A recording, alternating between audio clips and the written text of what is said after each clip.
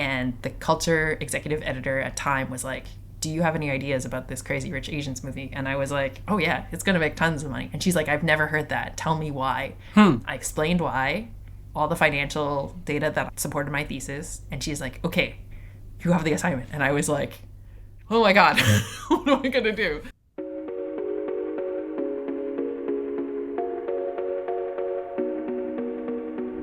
That is Karen K. Ho, a highly respected business journalist and my favorite person to follow on Twitter. And I'm Joel Lehman. Welcome to Connection Request, Episode 2. Thanks for being here. Stick with me until the end for a bit of personal news.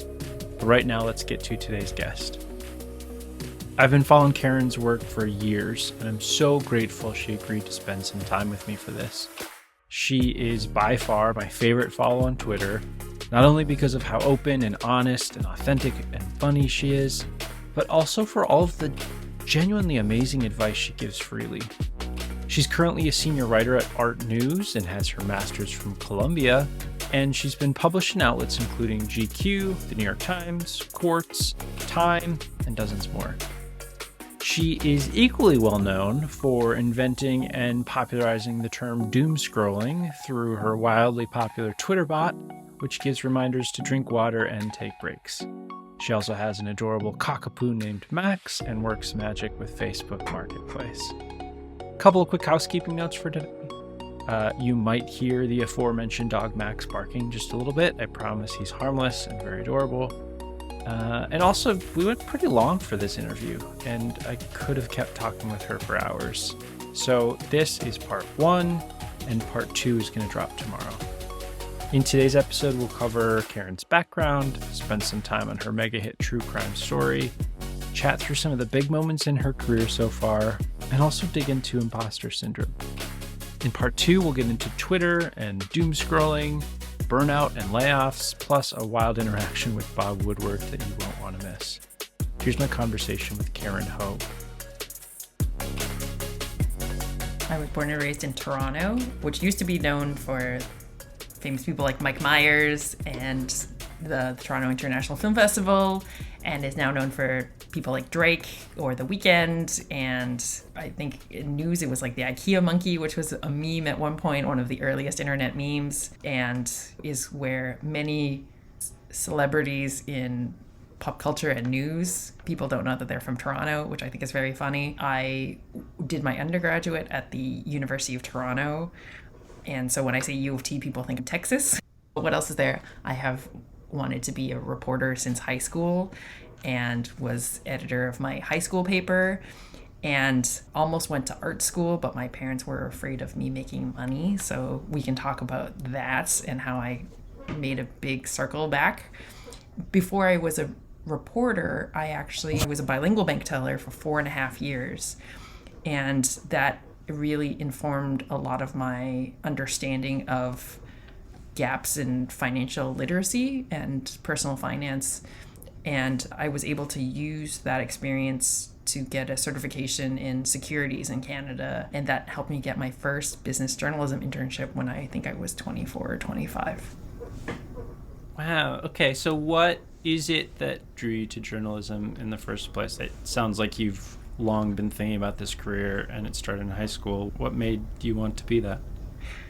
So a very simple thing is that it allows you to be nosy and ask questions, sometimes to powerful people, and learn a lot and read a lot and get paid for it. And I thought that was radical because as like my family's culture, you aren't allowed to question authority. You aren't allowed to like question norms or existing practices. It's seen as disrespectful. And so this idea of an occupation was really intriguing to me. And then also that it gave me permission to contact really smart people and interview them and publish what I learned. Like, I thought that was like a dream job, or at least it was incredibly interesting to me. And I liked writing since I was very young. Makes sense. So first, let's talk about your family a little bit, because you brought that up. So I was just this morning reading your great true crime piece, Jennifer Pan's Revenge. Everyone should go read that, by the way, and I'll drop the link in the show notes. But there's a couple lines in there that caught my attention about your childhood and your upbringing, because you're also talking about yourself quite a bit in that piece. So you're talking about your father and his expectations, and I'm just going to read a line here. You say, quote, "He, your father, wanted a child who was like a trophy, something he could brag about. I suspected the achievements of his siblings and their children made him feel insecure, and he wanted my accomplishments to match theirs. I felt like a hamster on a wheel, sprinting to meet some sort of expectation solely determined by him that was always just out of reach." So that's super honest and vulnerable. Can you tell me how that kind of upbringing has played out for you? And more importantly, did you manage to get off the hamster wheel? So the thing that I learned from reading a lot of magazine features, and by the way, that is my first magazine feature ever. I had never written anything longer than like print, online, anything. And I'd never done true crime. I had never written about murder. I didn't even write a lot of like personal essays. The editor was the one who was like, you have to put yourself in this story. I think in the 4th or 5th draft, he was like, we have to explain why you're the person writing this, because this was a national media story in Canada. But I think I had to explain why my approach to the story was not to portray Jennifer as like a very stereotypical villain, and why there was still a level of empathy for her situation. And the only way I could do that was to highlight in very vulnerable detail the similarities that we had growing up and the male parental expectation, especially when you are a daughter. And so the thing that I thought was, it's not rare or unusual for Asian children to be like pushed on these hamster wheels of accomplishment. There are many essays and videos online about this phenomenon, but I think the thing that it's one thing to read about it in research or have someone else write about it, but it's another thing to explain it from a first person perspective. And then the other thing that I wanted to say was like, I had never told that to him directly. But I had never been like, I'm very upset about how I know that this pressure that you put on me, that you compare me to your siblings' kids, or like in terms of this idea of am I worth bragging about, to am I held in similar esteem. I think we cut it from the draft because my last draft was I think 8,000 words or something, but like I had a literal cousin who was a beauty pageant winner. There's this phenomenon in Canada and in several cities of Chinese women who do these pageants, and then the winners go to, I think, Hong Kong or China, and then they compete. And my cousin was a winner, and people asked me for several years afterwards when it would be my turn, because she was in the newspaper and all this other stuff. And so when I put that in the story, I wanted to explain this like crushing feeling of what motivates people to do the things that they do. And also I used the word trophy very specifically because a trophy, it's seen, it's for display. And like I said, is a mark of accomplishment, but it hides a lot of the failure behind that accomplishment. And I think the other thing is there is this culture that is not unique to Chinese families, but that is related to toxic masculinity, but like having a son. And this idea that like I had not been the thing that so many men dream of having, which is having a son to carry on their family name, so that they can raise that will look like them and that they can play sports with or whatnot. And I was the first, like I'm the oldest of, I have a younger sister. And so I was the first disappointment, right? My dad was the youngest of all of his siblings. And so the thing about it is like, what is it like to carry that feeling all the time and continue to fail? How do I explain this very succinctly? It is a description of a game where you cannot win, or a situation. And so for all the discussions regarding objectivity, I think people trusted me more and the story more because I was willing to explain my expertise in that situation. But I will tell you this. I wrote that very vulnerably, failing to understand how much Americans love to read about murder and how much people love to read about murder. And I was like, oh, maybe if I get like 150,000 people to read this, like that would be more than I could ever imagine.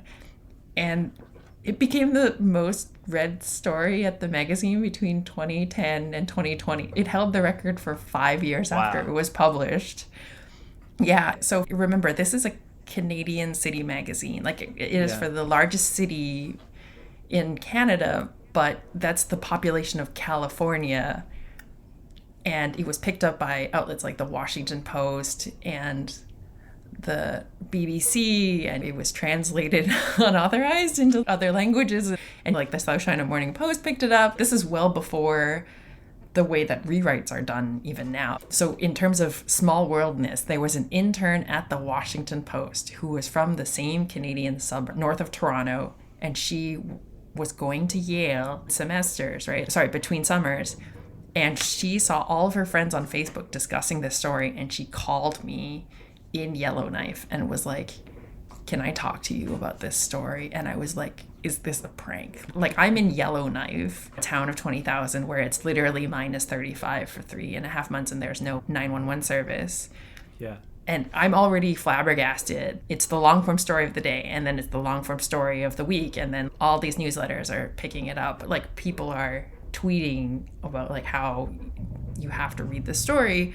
And like I said, it is my first magazine story ever. Yeah. Pretty good starting one. And people are like spending an average of 10 minutes reading it. It had a completion rate of 84%. And it did 1 million page views in its first month. Wild. Insane. Like, all of those pieces put together, your first piece, your expectations about how it was going to do, that's just insane. Can we say that? That's unbelievable. So remember, again, it is my first magazine piece. I thought I had done so poorly that the magazine would never hire me ever again to write anything. With the piece? That's how you felt about it? Yeah, because the editing was really hard. I was juggling in between this like other full-time job in Yellowknife that I was also like failing at miserably, that had all sorts of other issues that were in and out of my control. And on nights and weekends, I would write. So I wrote this story basically on spec for first I pitched it for 1.5 years, or I workshopped it for 1.5 years. And then I took 2 years basically writing it on spec, like on nights and weekends. And I would take unpaid days off to go to buy court documents or visit Jennifer's on-again, off-again boyfriend in jail. And like I said, I was like, maybe 150,000 people will read it. And then to your point, like everyone in my mom's office read it because his daughter went to the same high school. People were telling me that they would go on vacation from Toronto to Brooklyn and the next table would be talking about the story. Wow. And in 2015, this means like a very different thing, right? Like I said, like Toronto doesn't have a paywall. And so that was my first big break, and I was incredibly confused. Like the head of CBS's 48 Hours, who would eventually temporarily become the head of CBS News, flew me down to New York to discuss like option rights. And I was just like... I was going to ask if it was optioned. Yeah, it was optioned twice. Like, so and 48 hours. Is anything in development? So I get an email probably like once a month from someone being like, we would love to develop this for Netflix. And I'm always like... maybe. Like, sometimes I'm hesitant to say yes because I've seen what has happened. Like, people rip it off all the time for true crime podcasts. Like, it has been mentioned on My Favorite Murder, and all these people have just read it verbatim. And if I don't grant permission, sure, I lose out on some money, but then I'm not held responsible if they super muck it up. And there have already been fictional versions of it, for, like, on Oxygen, when they're like, crimes of passion or something like that. But when people ask me, when we're talking about career-wise, why I haven't written another, like, true crime or a big magazine story like that, I say the economics simply don't work. I think I was paid $1 a word, but after 3.5 years, right? And then... and that was in 2015 in Canadian dollars. And like I said, it's a national media story. And I saw lots of other people who got like book deals and wrote books or other stuff like that. But it was just one of those things where I was like, I don't know if a story like this will be explained from someone who understands it the way that I do while still being journalistically rigorous. And the thing that I thought was really interesting was, like, I referenced, there was a Wall Street Journal reporter who wrote about the Boston bombers and that family. And I thought a lot about J. Caspian Kang's work covering Korean mass shooters in the U.S. And so I was like, I know that there's a template. I know how to write about this without people being like, I read a lot of terrible internet comments before they were advising you not to do that. And it was like, I think people see that I have what I would describe as like non-vampiric intentions, right? Like, I'm not out to make a buck. Yeah, thank you for going so into detail. I think I could spend a whole podcast interviewing just about that piece itself. So everyone should go and check that out. I'm curious, so some of the big moments in your career like that, like the Time cover story, which I mentioned in the intro, Doomscrolling, which we'll get to in a little bit. I'm just curious, those kind of big moments, it sounds to me like sometimes those can be detached from specific career progression or money or that kind of stuff. I don't know. I'll let you correct the record. But what have some of those big moments done for you or meant for you or felt like as you've been living through them? As an Asian woman, like, I think I look at them and I think about them a lot in terms of proving to myself and to other people that my career is not a fluke. Because I think it's really easy when you are not a white man named Steve or any other equivalent, that you're still judged on past performance rather than potential. And I read a lot of business management research, and it's like the New York Times pay performance disparity report, and I see it. And so it gets harder for people to doubt me when I have those things, because I can point to them and say, do you have a Time cover? Or I think it was also like the thing that the Time cover and the Jennifer Pan story have is that I work really hard to be comprehensive and rigorous in a way that is, because I'm so online, that I can anticipate what is the possible criticism from potential hiring managers as well as online readers, like even before they do. And so the thing, because I know what it's like to read something and be like, this was a waste of time. And so the thing that I think is interesting is, because I'm hyper conscious of just systemic discrimination on the basis of race or gender or my immigration status, like, having those things just makes it harder for people to write me off for the things that I have achieved or the things that I accomplished, or things like if I'm asking for more money or if I'm asking for funding to go to a journalism conference. I think it's data. Like, it's really difficult, hard to dismiss data. Like, the thing about those things is, even when I describe them several years later, people are like, I know exactly what you're, like, anyone who's worked in online media knows what 84% completion rate of a 5,600 word story means, or people can visually think about what a Time cover looks like, even if they haven't seen the actual picture. And so there's that. And then there's things like, there is power in the stuff that I have done. Like, I have come across doubters or haters in my career for sure, or just people who, like I said, didn't see what I was capable and my potential. But then there are other people who, like the foundation who granted me my scholarship for graduate school, they were just like, it's a no-brainer for us, like, that we would give you this money because we've been doing this for 10 or 15 years and we've seen a lot of applications, and we could just tell you would be fine if we gave you this money within 5 years, like, you would do something really interesting. And I was like, oh, okay, like, I'm going to write that down and look at it when I'm having a bad day. Because I think when you go through, like I said, that really vulnerable description, that gives you this, I would say, suboptimal level of self-confidence. Then you go into an industry that is, like, rife with people ready to tear you down, or has been rife with, I would say, issues regarding insensitive feedback, or I think, like, there has almost been, it's been a badge of pride that editors have been like mean, right? And their feedback, that they don't give compliments and stuff like that. And so I remember that. And then I just remember, like, I have the Time cover printed out on a huge poster and I have it above my desk because, like, no one can take that away for the rest of my life, if that makes sense.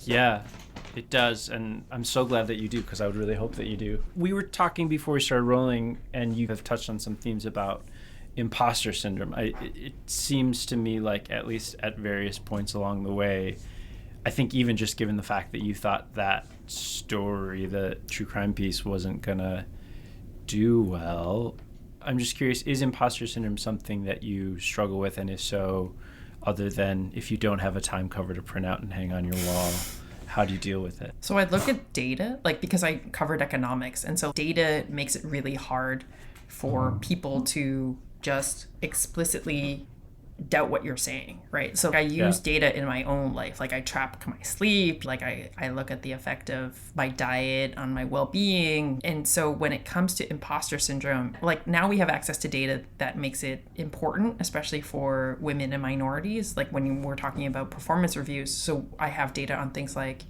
how popular my stories are doing online, or the feedback that I'm getting, the discussions that I've seen of my work on Twitter or Facebook. Then it's also about, I go through a list. Like, I have both a folder in my email inbox of like positive feedback I've received and screenshots of tweets when people have talked to me about my work. And then also, like, there are people I look up to that I read long before I started writing magazine features that have read my work and consider me a peer. And I was like, these people didn't have to do this. They're not just doing this to be nice. They are doing this because, like, they think of me as a person with interesting things to say, and they wouldn't talk, like, they could talk to anybody. Like, even the number of times I've been interviewed in the last 3 years, not just about Twitter, but about other things, I was like, they could call anybody. And the fact that they call me repeatedly is, like, helpful to my imposter syndrome for sure. Like, for like pure data metrics, like, I remind myself sometimes that, like, I wrote an article in 2019 about my experience with the US immigration system, and I have counted alone that it has referred at least 50 successful cases to my immigration lawyers, like, generating at least like $250,000 in legal fees, if not more, like, on a conservative basis. Wow. Talk about impact. That's mind-blowing. That's amazing. I have done things like that, or, you know, like, I have successfully advised several Columbia journalism students, like, every year. What else? I had to track, like, my citations for that Time story for my immigration application, so I saw all of that. Other times regarding imposter syndrome, like, I called out a Canadian telecom company that's also a major media company 6 years before they unfairly fired their national anchor. And I was like, hey, I was really early in talking about how, even though it does an international annual campaign on mental health, it's a toxic place to work for these specific reasons and this reporting. And so that has helped, like, in terms of my, like, I also throw myself into situations that make it, that challenge that practice. Like, I'm covering the art industry right now. I know a lot about business. I'm terrified about standing next to a major art gallery executive and not recognizing their face, like, sure, because it has happened to me before. But I think there's also a humility to me being like, excuse me, could you tell me your name and, like, what your profession is, and if I can quote you in an upcoming story. I have done that repeatedly, right? Like, I described to you before we started rolling that it happened. There's a repeated humbling when I started covering mining in 2015, and when I covered American media at the Columbia Journalism Review in 2017, and then when I covered finance and economics for Quartz in 2020 during the pandemic, and then when I covered sustainability last year for Insider. Like, those are all very different beats. Yeah. And it was really painful to, like, when I was covering economics, I was trying to get scoops against people who'd been covering economics for 10 or 15 years, like at the Washington Post or Yahoo Finance and Bloomberg. And I was constantly being like, trying to convince people to talk to me or answer my phone calls. And now with the art industry, I'm figuring out different ways of doing it. But like I said, I am continually learning, like I'm reading all the time, and there are things I'm figuring out that I can apply what I've done before to, but I'm still repeatedly being humbled by what I don't know. But at the same time, I think that's important, because it would be better for me to assume that I need someone to tell me what's going on and double check, rather than have a level of what we understand now with Elon Musk to be like unassailable white guy confidence, and just be like, no, this is the fact. Like, I don't need to fact check this. Let's go. And it takes a lot more time and effort, but I think it means that more often than not, like, some of my work has really continued to be impactful and read because I was able to come at it from an angle of not having covered it for so long, if that makes sense. Oh, yeah. I mean, I think that's, to me, that feels like an asset rather than a liability. Same thing with you putting some of yourself into your stories. To me, I would argue from the outside that's part of why you found the success that you have. You've been so generous of your time. Just want to ask you, I think, one more question, which is, with the benefit of hindsight, how much of your career thus far has been planned and intentional? And did you have, ever since you were in high school, did you have, I want to do this, then this? Or how much of it has been organic? And then I guess, what does the future hold, and how much of a plan is there going forward? Okay, I'm going to be really honest. A lot of my career has been chaotic. And I would say that there have been certain periods where I was definitely planned and strategic. So my first job out of college was, I'm not kidding, in the communications of the very college, the communications department. And within a couple of months, I realized that I wanted to be a reporter. I met the great graphic journalist Joe Sacco. He came to campus and he said, if you're in a job and you know what you want to do instead, like, it is the worst thing. I think he worked at an actuary firm. And I was like, oh, I really want to be a reporter. If I don't try to be a reporter, I'm going to wonder about it for the rest of my life. And then my editor in the comms department was like, we're going to help you get there. Like, you're going to write your articles while you're here at this job, and then you're going to figure it out. And then I backpacked 4.5 months through South America because I figured as a reporter I wouldn't get that time off. I had never done like a gap year or gone on vacation on my own. Then I learned Spanish and I came back and I did the Canadian Securities course, passed it, and that got me a 8-week, probably illegal internship at the financial section of the National Post back when it was still like super robust, but it paid me $150 a month, which is probably illegal. Like, I expensed more and got more money for gas and like when I would go on assignments than what I was actually paid. But it gave me an email address and it gave me a phone number associated with this national newspaper. And the Financial Post had existed for over 100 years. And then I wrote some great clips. I got a full-time job that paid me $30,000 and I didn't know how to negotiate. And then I got laid off within a year. And then that goes into the chaotic part of my career, which is just like constantly trying to figure out what to do next. Long periods of unemployment or freelance struggles. I knew after I got laid off, I used the severance to go to my first Asian American Journalism Association conference in New York, where I found out that if I wanted to work in the US, I need to get a work visa, but very few places would sponsor a work visa. So I was like, maybe I need to get into grad school. I did 1 year at the Business News Network TV news station. Discovered I didn't want to be an on-air reporter or on the track to becoming a producer, and figured out that I wanted to write while doing that magazine story on Jennifer Pan. Moved to Yellowknife, discovered I did not like living in a small town that was minus 35 for 3.5 months of the year. Left after 9.5 months, after the Jennifer Pan story had published, and had applied to grad school. Then the Globe and Mail reached out to me and was like, hey, would you like to work with us in some capacity? And I was like, and then I ended up at 29 getting a summer internship and finding out the same week that I had won a full scholarship including stipend, to go to Columbia for grad school. And then didn't have anything planned after grad school except try to find a job that would sponsor me. Sure. Fell in love with magazine journalism like a total chump and wanting to write features.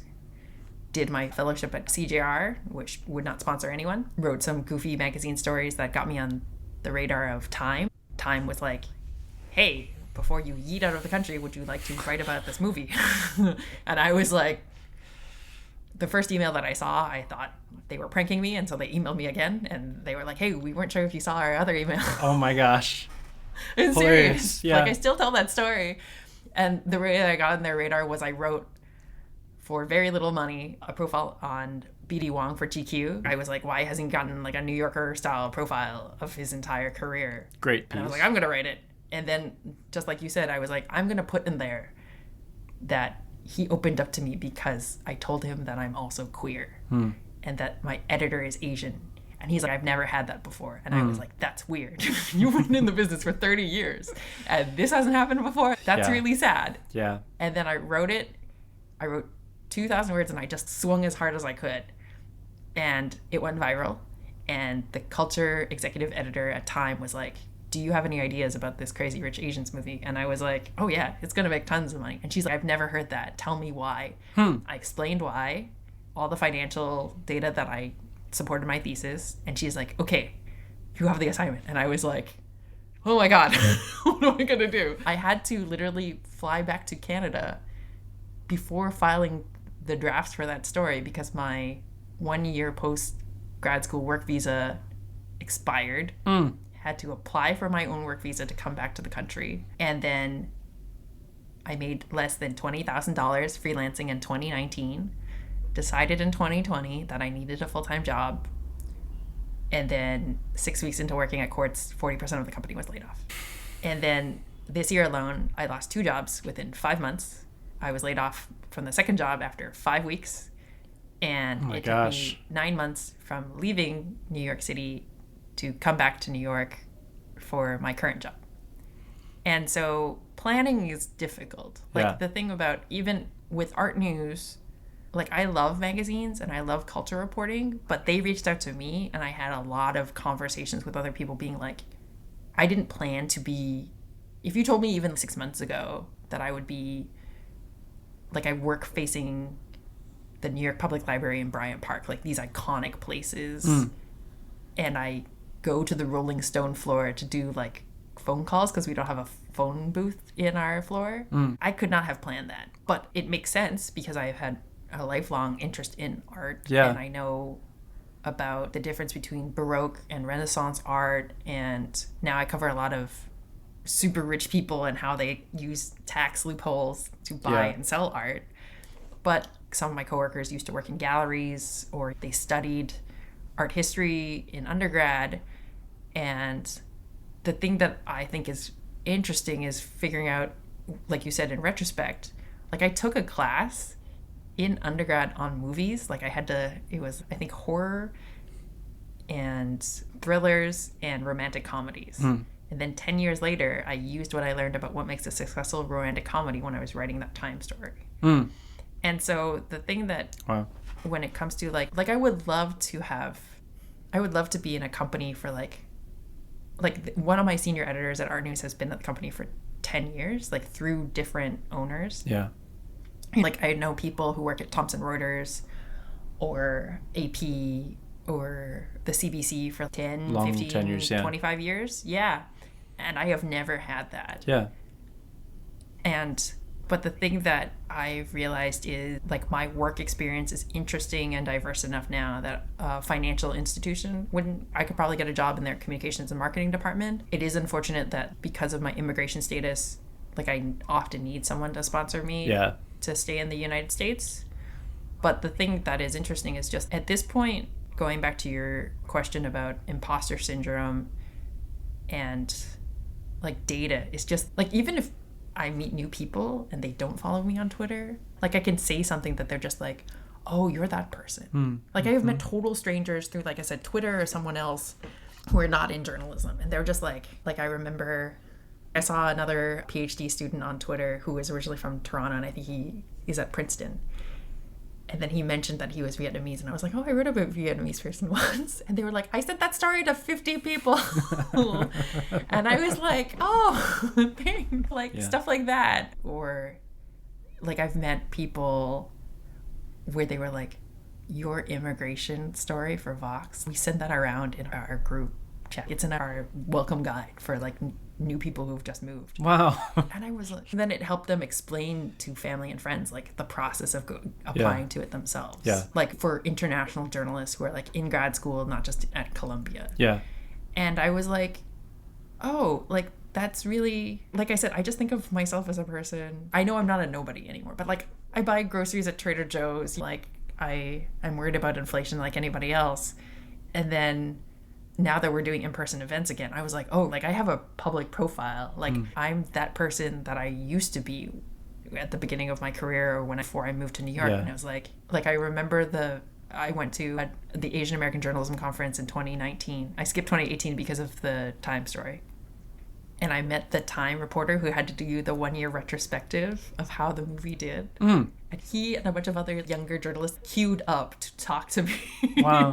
Yeah. Or my friend Ben started randomly, like several years later, would go up to random strangers at the AAJ conference and be like, did you read that story about the woman who tried to murder her parents? Karen wrote that. And he was like, I bet you we could get like a 40 or 50% success rate if we just polled random people.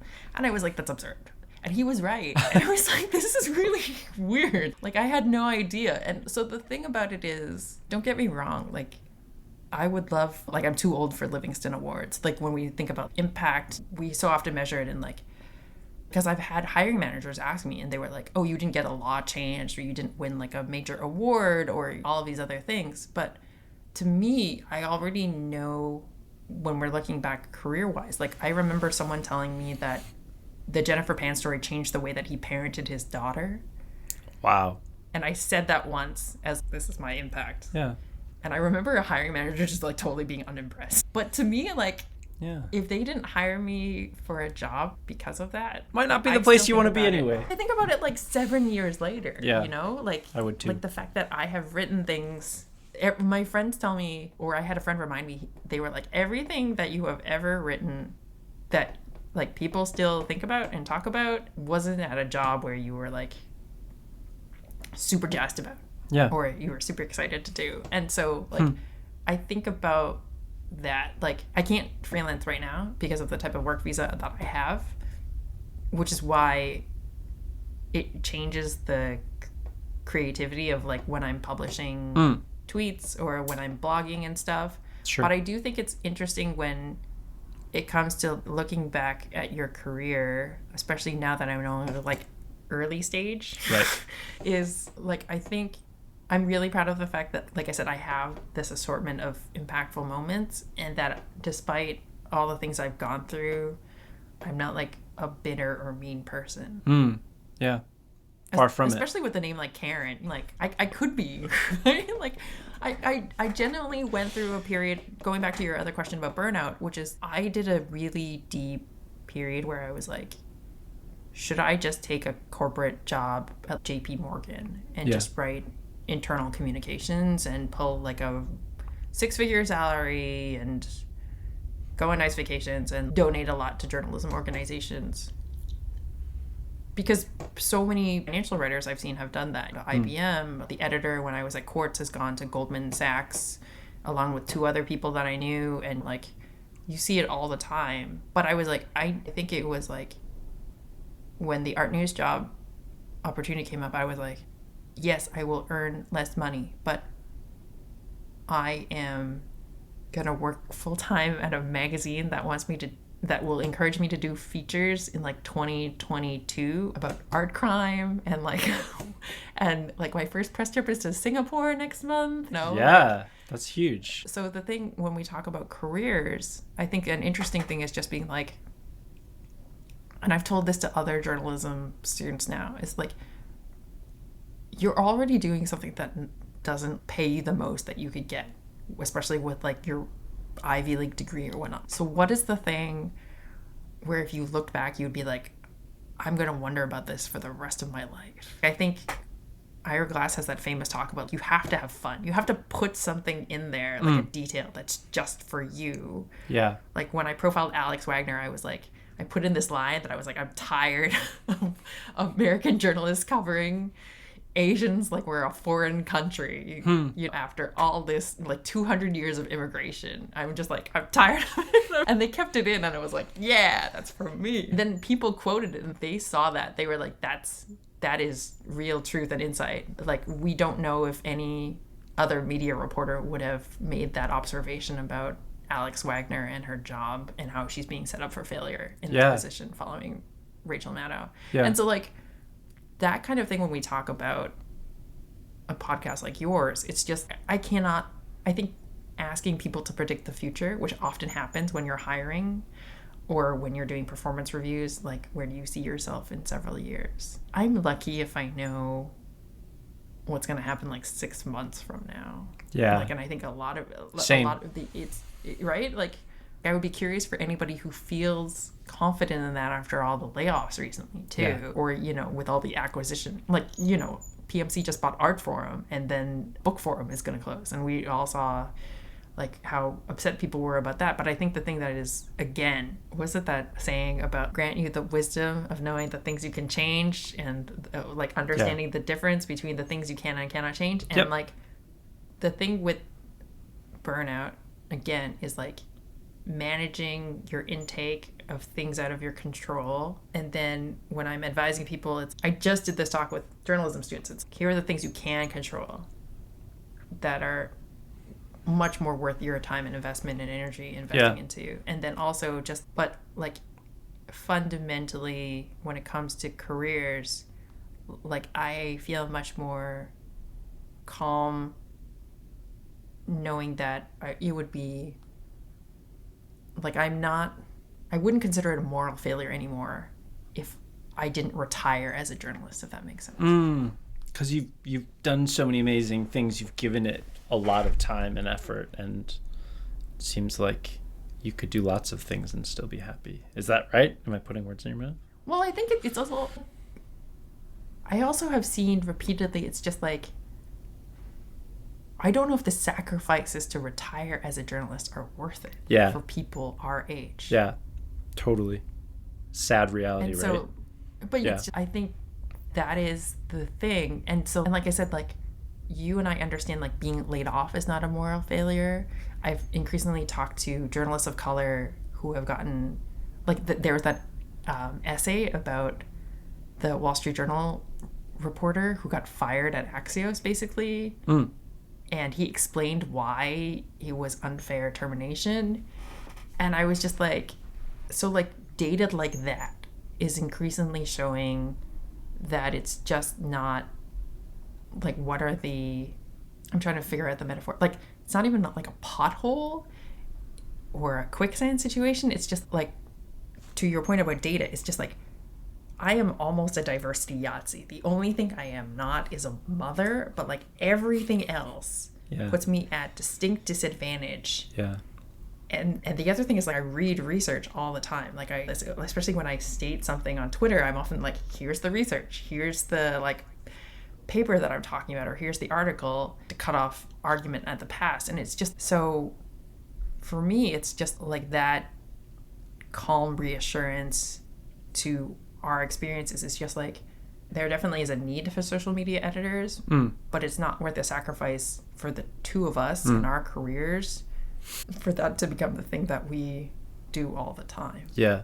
If that makes sense. Yeah, 100%. Karen, you've given me so much time, and I'm just really grateful to be able to have this conversation with you.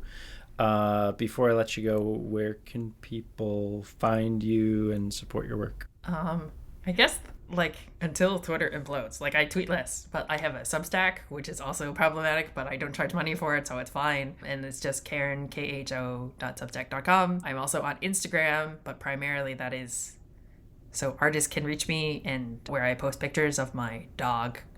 And I am on Twitter, unfortunately, until it basically goes the way of Neopets and every other online platform that has become a shell of itself. And yeah, I think those are all the places right now. And I just, yeah, I'm hesitant to do things like start TikTok because I Yeah. like the idea of putting my face and making my life like a product for consumption is uncomfortable for me. And I'm not inclined to learn video editing for YouTube. Yeah.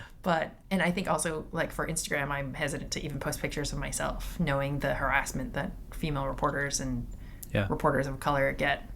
But those are the places. And until Twitter implodes, I will continue to send out jokes and media criticism and my very carefully couched advice Yes. on there.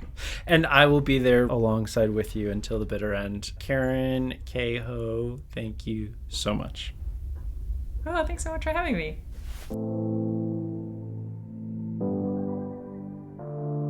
Isn't she great?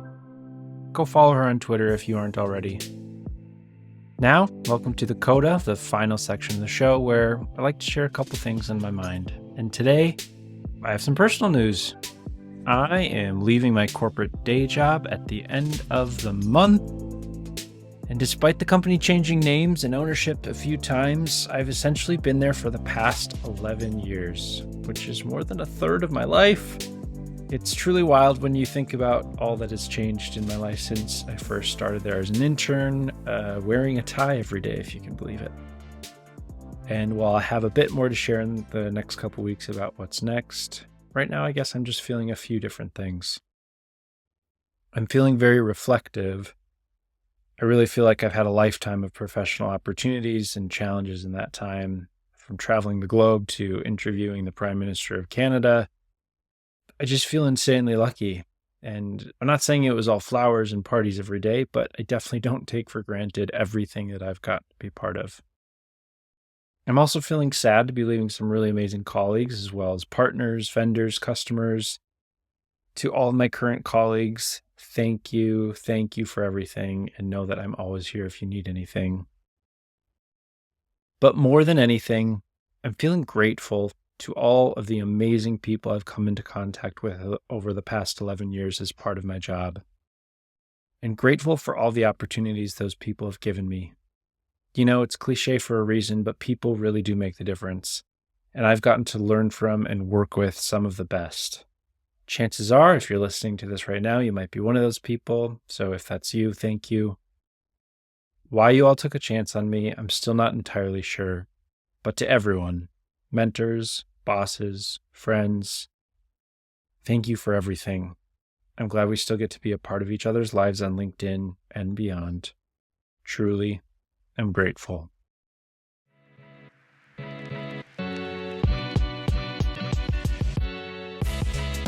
Okay, that's it for today's episode of Connection Request.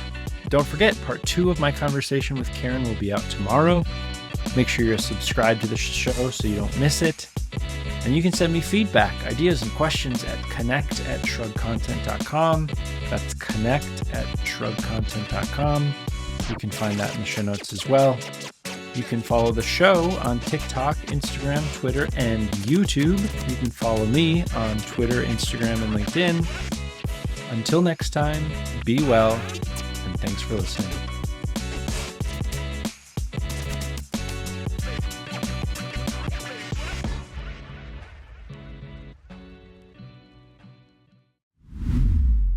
Shrug content.